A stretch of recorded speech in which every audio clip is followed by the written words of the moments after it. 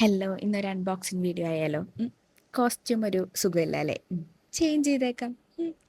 Unboxing മാത്രമല്ല, flash back session കൂടിയാണ് കേട്ടോ.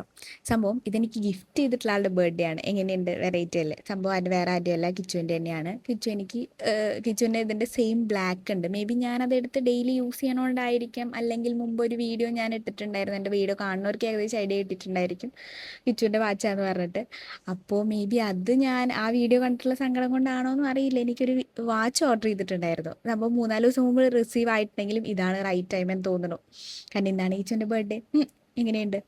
സംഭവം എന്താണെന്ന് വെച്ച് കഴിഞ്ഞാൽ ഫ്ലാഷ് ബാക്ക് സെഷനിലോട്ട് നമുക്ക് കടക്കാം. ഞാനൊരു 6th-ലോ 7th-ലോ പഠിക്കുമ്പോൾ എനിക്ക് കാലിനൊരു ഇഞ്ചുറി പറ്റിയിരിക്കുകയാണ്. സ്കൂളിലോട്ട് എന്തോ എക്സാം നടന്നുകൊണ്ടിരിക്കുക. 3 കിലോമീറ്ററിൻ്റെ അടുത്തുണ്ട് സ്കൂളിലോട്ട്. പാവം ഞാൻ മോർണിംഗ് ആണ് എക്സാം എന്ന് പറഞ്ഞ് വാശി പിടിച്ചിട്ട് എന്നെ സൈക്കിളിൽ വെച്ച് സ്കൂളിലുണ്ടാക്കി. അവിടെ ചെന്നപ്പോൾ അറിയുന്ന മോർണിംഗ് അല്ല ആഫ്റ്റർനൂൺ എക്സാം. എന്നിട്ട് നമ്മൾ റിട്ടേൺ വീട്ടിലോട്ട് തിരിച്ചു വന്നു സൈക്കിളിൽ. എന്നിട്ട് ഉച്ചയായപ്പോൾ പിന്നെ എന്നെ കൊണ്ടുപോയി. കാരണം എനിക്ക് അവിടെ വെയിറ്റ് ചെയ്യാമെന്ന് പറ്റില്ലെങ്കിൽ മെഡിസിനും കാര്യങ്ങളൊക്കെ ഉണ്ടല്ലോ. സോ പാവമുണ്ടല്ലേ.